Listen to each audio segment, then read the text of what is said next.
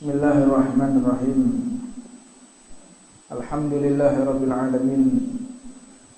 Wa bihi nasta'inu 'ala umuri dunya waddin. Wa sallallahu wa sallama 'ala sayyidina wa habibina wa syafi'ina wa nuril qulubina sayyidina Muhammadin wa 'ala alihi wa sahbihi wa man tabi'ahum bi ihsanin ila yaumil qiyamah. Subhanaka la ilma lana illa ma 'allamtana innaka antal alimul hakim. Rabbi shrah li sadri wa yassir li amri wahlul 'uqdatam min lisani yafqahu qawli.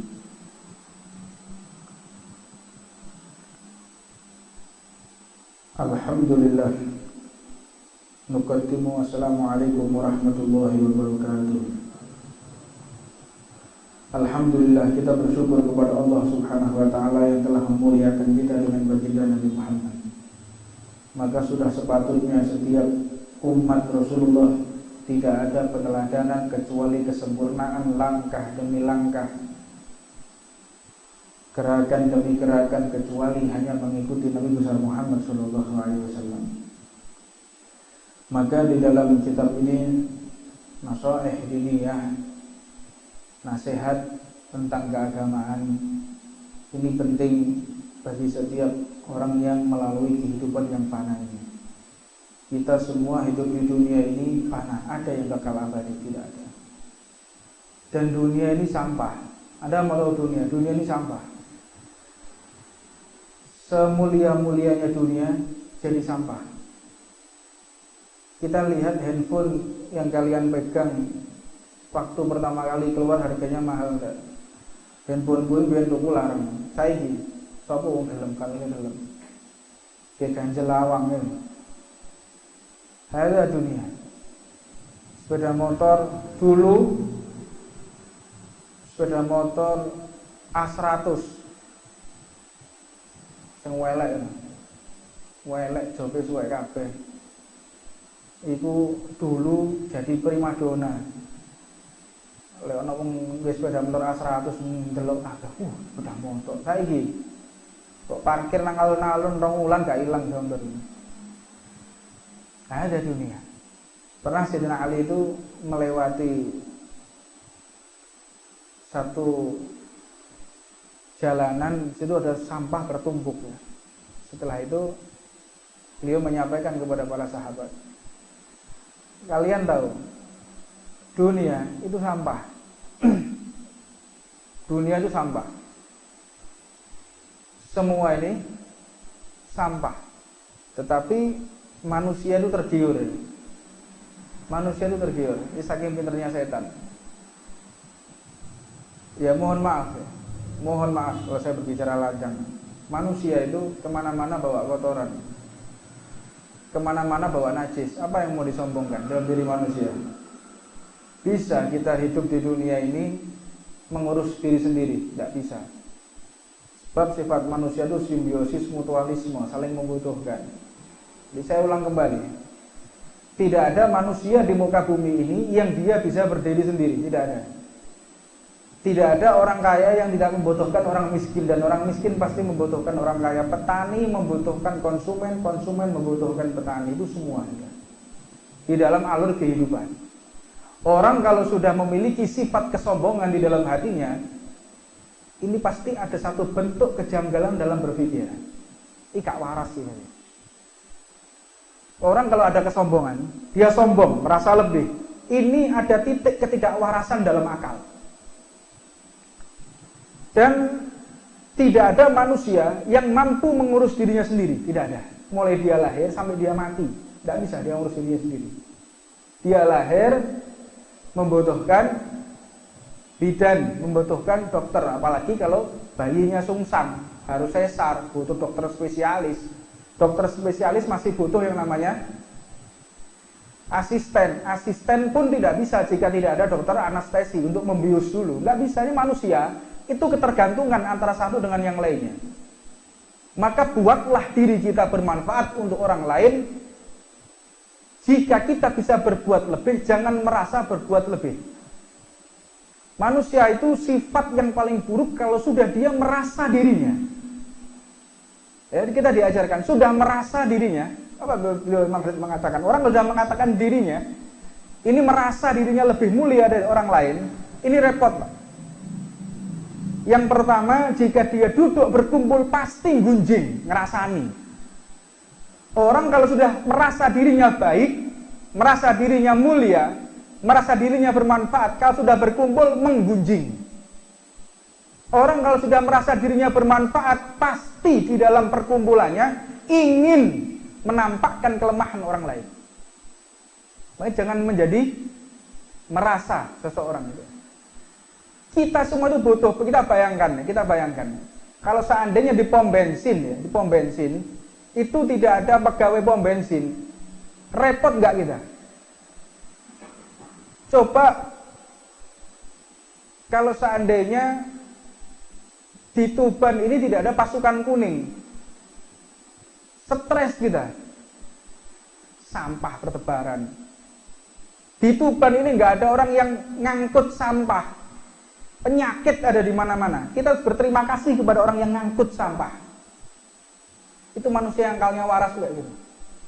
Ya. Tidak merasa dirinya mulia dan tidak merendahkan profesi orang lain. Itu sebaik-baiknya manusia. Nah, dipertegas oleh baginda Nabi Muhammad SAW, diulas dalam kitab Nasuih ini, diantaranya beliau mengatakan, kita di dunia ini sebaik-baik manusia jika bisa berbuat baik kepada hamba sahaya dan tetangga. Hidup ini bertetangga. Kita menjadi manusia mulia itu nyaman manakala memiliki tetangga juga tetangga yang baik. Makanya dikatakan ajar goblal dar. Lek ape golek omah, delok sik tanggamu sapa. Ojo milih lokasi. Lokasinya rumah elit. Lokasinya ini rumah yang orang-orang kaya. Bersih. Lek tanggamu kafir kabeh, kuwe mati. Diapakno sampean? Lebokno peti sampean. Golek tetangga itu yang baik. Lokasi itu penting. Untuknya, kalau sudah kita memiliki tetangga yang baik, maka kita jadilah orang yang dimiliki oleh tetangga kita, orang yang baik juga. Ya, ojo tanggane duwe wit pelem, ketok, waduh, tanggaku duwe wit pelem. Mending nggo senggek, nggo getek iki.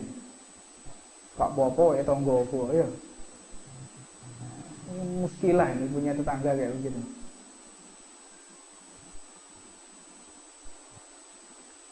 Dikatakan oleh Allah Subhanahu wa taala, wa'budullaha wa la tusyriku bihi syai'ah.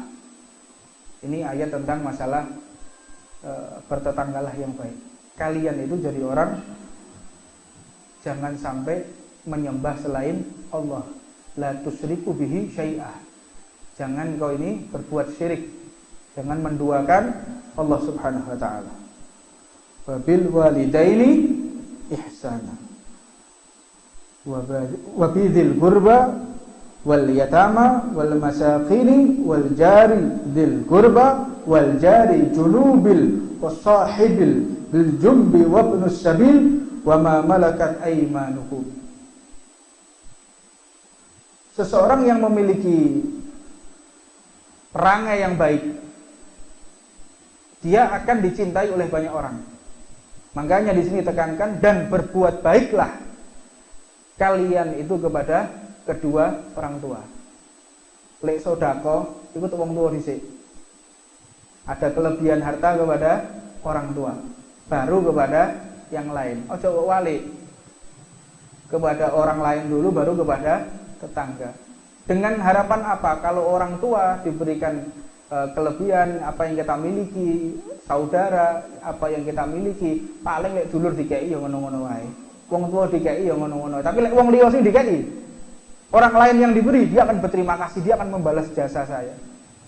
Makanya kalau ada orang, dia lebih cenderung dia memperhatikan orang lain, tidak memperhatikan keluarganya. Ada satu bentuk syirik, kemunafikan tadi. Di dalam hatinya ada namanya haddu syaiton. Apa haddu syaitan itu? Haddu syaitan itu adalah janji Allah yang telah ditepati kepada setan. Allah itu menepati janjinya kepada setan. Dengan apa? Memiliki hak untuk menggoda manusia. Jadi Allah itu berikan haddu syaitan, ruang setan di dalam hati. Satu titik kecil seujung jarum. Dengan ruangan hati yang sangat besar, Allah menitipkan haddu syaitan. Haddu syaitan ini bisa menjadi virus dan akan menyebar.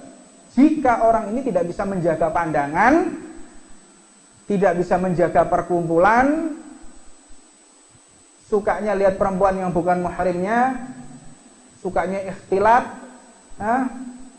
ini haddu syaitan akan semakin besar, semakin akhirnya hatinya menjadi mati dikuasai oleh setan.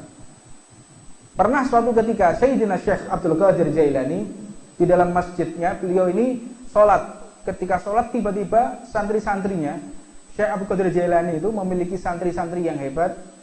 Dan santri-santri yang hebat ini tiada lain karena barokatul hikmah, berkahnya berkhidmah, ngawulo. Sebagian para ahli orang-orang yang ngerti ahlul ghaib ya, orang ngerti memiliki pandangan mukasyafah. Jadi matanya bisa melihat sesuatu yang disembunyikan oleh Allah. Beliau itu mengatakan orang menuntut ilmu itu dia kerahkan seluruh hartanya, kerahkan seluruh waktu dan hartanya, waktu, harta, tenaganya, pikirannya untuk ilmu, maka ilmu akan memberikan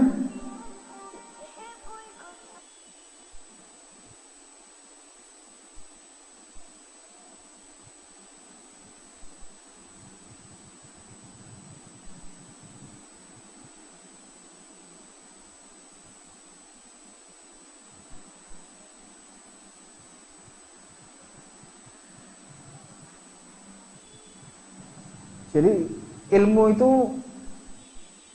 benar-benar memberikan sedikit. Jika seseorang memberikan semuanya, tenaganya, pikirannya, semua untuk ilmu, ilmu akan memercikan sedikit. Ilmu itu jual mahal. Dia nggak berminat kepada harta, dia nggak berminat kepada uang, ya nggak minat ilmu itu. Ilmu itu nggak minat sama duit. Ilmu itu nggak minat dengan fasilitas, nggak minat ya, nggak minat dengan tenaga kita, nggak minat ya. Dia minat dengan apa? Ahlul khidmah, dengan orang yang mengabdikan dirinya kepada gurunya, kepada syariat, kepada umat manusia. Itu fathul ilm. Jadi ada pembuka ilmu itu manakala dia benar-benar berkhidmah ngawulo tenumate Kanjeng Nabi. Dia benar-benar mengabdikan diri kepada umat, tenaganya, pikirannya untuk umat. Nah, makanya dikatakan ketika Syekh Abdul Qadir Jailani itu sholat, ada bau sangit kayak kayu bakar. Wah, bingung murid-muridnya. Ahlu khidmah yang biasa mendampingi Syekh Abdul Qadir Jailani tidak pernah melepaskan Syekh Abdul Qadir Jailani dari kedua mata, dimanapun dilihat. Itu ada ahlu khidmah yang menggantikan posisinya Sayyidina Syekh Abdul Qadir Jailani. Beliau tidak pernah meninggalkan Syekh Abdul Jailani. Bahkan tidurnya di depan rumahnya Syekh Abdul Jailani. Tidurnya. Beliau ketika sholat sudah di belakangnya, cinta ini, tolak. Sayang dengan gurunya. Jangan sampai guru saya itu dilukai orang. Jangan sampai dia itu menjaga gurunya itu seperti dia menjaga orang yang wong sing kedonyan. Wong sing kedonyan mbek barange diusuk-usuk, didelok maneh, gak iso turu. Kok wong lek duwe motor anyar, kredit maneh. Yo, duwe motor anyar kredit didelok-delok. Motorku iso ono apa kae? Delok maneh. Nah, ini modelnya enggak begitu. Jadi ketika gurunya sholat pun, Syekh Jailani sholat tuh dia di belakangnya, tolak-tolak, mambu kobong, mambu apa ini? Bau apa ini? Bau terbakar. Tolak-tolak dia. Yang lain sudah ribut. Ahlul hikmah 3 orang ini enggak terus jaga Syekh Jailani. Kemanapun pergi diawasi sampai masuk rumah. Begitu masuk rumah selesai jam sekian, insya Allah Syekh Abdul Qadir insya Allah enggak akan keluar. Dia pulang makan segala. Nanti lihat lagi, dijaga betul. Itu orang-orang ahli khidmah kayak begitu. Jadi dia standby betul dengan gurunya tadi. Jadi apapun yang dibutuhkan, jam berapapun dia siap. Dan ahlul khidmah itu, ilmu itu bisa terbuka atas perintah guru. Kalau sudah anak-anak majelis itu, anak-anak pondok pesantren, kalau sudah dipanggil Habib Jamal, itu girangnya, apalagi sempat ditempeleng sama Habib Jamal, wah, dikaplok guru lo seneng. Termasuk, jadi kalau tidak salah ya, insya Allah ceritanya Sayyid Muhammad bin Ali Al-Maliki. Tahu Ustadz Kiai Ihya Ulumuddin. Ini sudah zaman itu tutupan wis ono iki saiki ya. Jadi wis ono zaman tutup-tutupan, sindir-sindir. Nah, ini terbuka, ini zaman terbuka. Kiai Ihya Ulumuddin itu khalifahnya Sayyid Muhammad bin Ali Al-Maliki di Indonesia. Asetnya, organisasinya semua atas di bawah naungan Kiai Ihya Ulumuddin. Mudah-mudahan Allah memberikan panjang umur dan kita mendapatkan berkah dari beliau. Ustadz Ihya Ulumuddin, Kiai Ihya Ulumuddin itu pernah berkunjung sama Sayyid Maliki. Sedangkan di situ kebetulan airnya ini macet. Air di dalam kamar mandi itu macet. Subhanallah, saya tidak berbicara kotor. Subhanallah. Di kamar mandi itu ada kotoran, Pak. Ada kotorannya orang. Sama beliau dimasukkan bajunya semua. Dimasukkan bajunya, dia keluar. Dibersihkan. Nah, saya menghindar. Antum agak jauh aja. Nah, sampai kayak gitu. Ini barokatul khidmah. Pernah juga salah satu muridnya beliau, saya lupa namanya. Kalau tidak salah, siapa saya lupa. Wallahu a'lam. Ini saya akid lagi sama murid beliau, Habib Idrus. Habib Idrus Sumberwangi. Nah, itu muridnya Sayyid Maliki.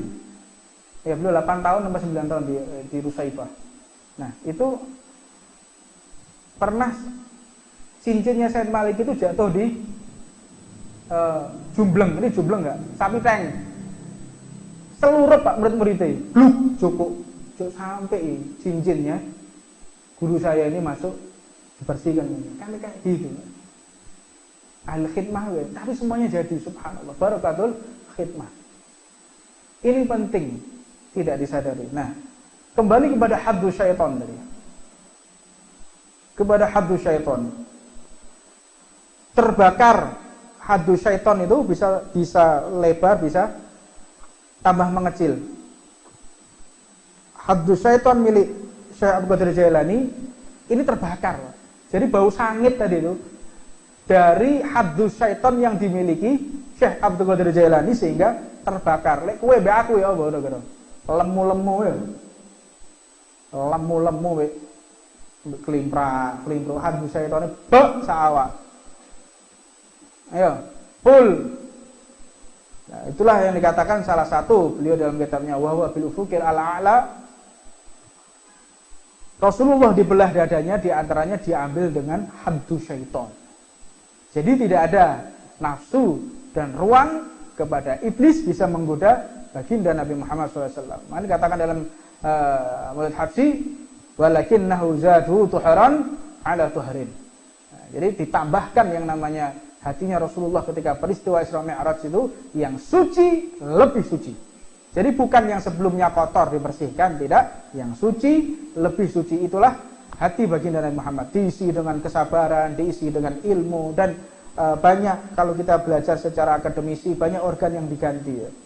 Yang dibersihkan, jadi diperbaiki lagi organ dalamnya karena akan melewati Shiratal Mustaqim, akan melewati atmosfer menggunakan kecepatan lebih dari kecepatan cahaya. Nah, Rasulullah menggunakan kendaraan yang bernama buraq. Sebab kalau kita bernafas kecepatan 300 km per jam, nafas itu sudah sangat sulit sekali. Kalau kita menggunakan pesawat di ketinggian tertentu sampai hampir mendekati angka-angka tertentu, orang itu pingsan. Karena apa? Sudah kehilangan oksigen. Nah, tidak dengan paru-parunya Rasulullah. Rasulullah itu dengan nyata. Bukan Rasulullah ketika berangkat ke Sidratul Muntaha Isra Mi'raj itu bukan menggunakan bayangan fantasi, tidak. Rasulullah dengan jasad-jasadnya. Ketika Rasulullah menggunakan buraq ini butuh kecepatan yang lebih cepat dari cahaya, harus dengan mata yang kuat, pernafasan yang bagus sampai terbang tinggi ke langit demi langit dilewati oleh Rasulullah. Ini menggunakan paru-paru yang bagus juga. Yaitu peristiwa daripada Isra wal Mi'raj yang dilalui oleh Nabi besar Muhammad sallallahu alaihi wasallam. Nah, kita wajib untuk mengekang haddus syaitan ini. Dengan apa? Dengan banyak-banyak kita berkumpul dengan orang-orang yang soleh. Maka ketika kita berbuat baik, berkumpul dengan orang yang soleh, maka kita akan dinobatkan oleh Allah masuk di dalam ayat ini. Berbuat baik kepada kedua ibu bapak, berbaik kepada kerabat, saudara kita, saudara kandung, sepupu, Pak D, Pak Lik, misanan, baru kepada yang lain, kepada anak-anak yatim, kepada mereka yang wajib dinafkahi, kepada orang-orang miskin, kepada orang miskin, tetangga yang dekat, tetangga yang jauh. Ini diajarkan di dalam Al-Quran untuk bersosialisasi di kehidupan tengah masyarakat. Baik itu dengan teman sejawat, sak konconan. Ojo gojloki ae kancamu. Gojloki ae. Ojo gojloki kanca ya. Wa ibnus sabil serta masyarakat luas. Nah, kita pun diajarkan jangan berbuat jelek kepada orang miskin. Sirallah fi khalqih. Rahasianya Allah itu ada kepada makhluknya. Ojo sombong. Jangan sombong. Pernah satu cerita, ada orang kaya lagi makan sama istrinya. Lagi makan, tengah-tengah makan, ono wong ada buka bersama, suami istri ini buka bersama. Ketika buka bersama, kedok-kedok ada orang masuk. Ini cerita di dalam kitab Suratul Nasihin ya. Diceritakan bisa ini. Ketok pintu, Assalamualaikum. Ini orang puasa bulan Ramadan. Assalamualaikum. Waduh, ini poso-poso, maghrib. Gak ngerti maghrib tapi sudah biar. Orang miskin, orang musafir, saya miskin, musafir, gelandangan. Saya mohon sesuap nasi. Mohon. Iki poso-poso, gak iso jaluk-jaluk. Ada apa jaluk-jaluk? Yang lainnya disentak-sentak. Wis gak ngekei disentak-sentak. Maka tidak lama kemudian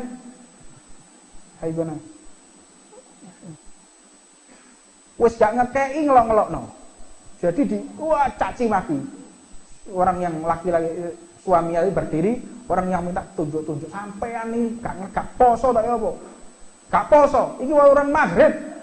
Gak bisa ditunda, saya lapar, saya ini lapar. Saya sudah lama gak makan. Iya, saya ini puasa, aku poso bisa. Dicaci maki. Akhirnya dia keluar dengan berderai air mata. Keluar. Tidak lama kemudian mulai bangkrut orang kaya ini. Bangkrut sampai melarat. Masalah ekonomi, utang sana, utang sini diganggu oleh orang yang ngutangi tadi sampai akhirnya istrinya nggak kuat cerai. Begitu cerai sudah si orang tadi nggak tahu mana. Beberapa tahun kemudian si istri tadi ini dipersunting oleh orang kaya karena memang cantik. Dipersunting, diambil istri, kejadian yang sama. Ada orang minta ibnus sabil, sabilillah, orang miskin, kelaparan. Kata si suaminya yang baru tadi, ambil makanan, siapkan apa yang dia butuhkan. Ada uang enggak? Ambil uang juga. Pakaian, ambil pakaian, siapkan apa yang dia butuhkan, kasih. Keluar istrinya, diserahkan tadi. Bapak butuh apa? Gembel semua. Begitu dibuka, agak kelihatan rambutnya gini, nangis, lari masuk. Kenapa kamu diganggu? Enggak. Itu mantan suamiku dulu. Diwali keadaan ibu Allah Ta'ala. Cok wali-wali enggak dulu. Jangan sembarangan dengan orang enggak mampu kita. Doa mereka mustajab. Jangan macam-macam sama orang enggak punya. Nanti katakan seperti Rasulullah, idza da'a miskinu ijabahu ijabatan mu'ajjalah. Rasulullah. Kalau sudah orang miskin yang meminta beliau datang, wah, belum waktunya ditentukan jam, beliau sudah siap ngewangi noto. Akhlak Rasulullah SAW. Lek sing ngundang wong gak duwe nyewangi nata, ora ngopo. Ngetake duit. Blonjo sing akeh untuk nyambut tamu-tamu. Ini akhlak Rasulullah sallallahu alaihi wasallam. Lah awak-awak lak gak lek diundang wong sugih teko disikan iki. Melok ngatur parkir. Sugih sing ngundang. Lek sing ngundang wong gak duwe, orang miskin yang ngundang. Paling mentok ketan aqua, kopi arah legi, paling kopi pahit. Wong sing gak duwe sing ngundang ya. Sing ngundang sugih. Sing ngundang Pak Bupati, Pak Huda sing ngundang. Wah, duh. Sing ngundang Pak Huda. Teko deh. Baju nanti sik. Undangane isa asar wis ngono ya. Asar wis kono melok nonton. Niki Pak, butuh napa panjenengan? Lho, gak butuh apa-apa sugih iku. Sodro ning ruwet ya. Wong sugih gak butuh. Orang miskin loh kalau punya acara datangi. Pak, butuh apa? Kurang apa? Orang-orang sing wani. Wis kuwi teko rada iki rada telat ae. Dari Padang kok teko disian diutangi tambah ngelu awak-awak iki. Ngono ya. Ini akhlaknya Rasulullah enggak seperti itu. Ini akhlak Nabi besar Muhammad SAW. Kita benar-benar menjaga perasaan orang yang tidak mampu. Ini sedikit yang bisa saya sampaikan. Mudah-mudahan Allah berikan kekuatan istiqamah, adab yang baik, akhlak yang baik, bukan hanya di dalam majelis saja, bukan hanya di panggung saja, bukan pada saat kita menggunakan sarung saja, bukan hanya di masjid saja, tapi berakhlaklah dimanapun tempat. Ya, taruh guru itu di atas kepala kita. Jadi ketika kita berbuat apapun, guruku ini seneng loh kan? Ya, guruku ini bangga apa tidak dengan apa yang saya lakukan. Ya, insya Allah kalau seperti itu dia diberikan keselamatan oleh Allah Subhanahu Wa Taala. Wallahu a'lam. Rabbana atina fid dunya hasanah wa fil akhirati hasanah wa qina adzabannar. Wa 'alaman nahyi wa nahy wa sallallahu alaihi wa sallam. Wa ila hadratin nabi sallallahu alaihi wa sallam.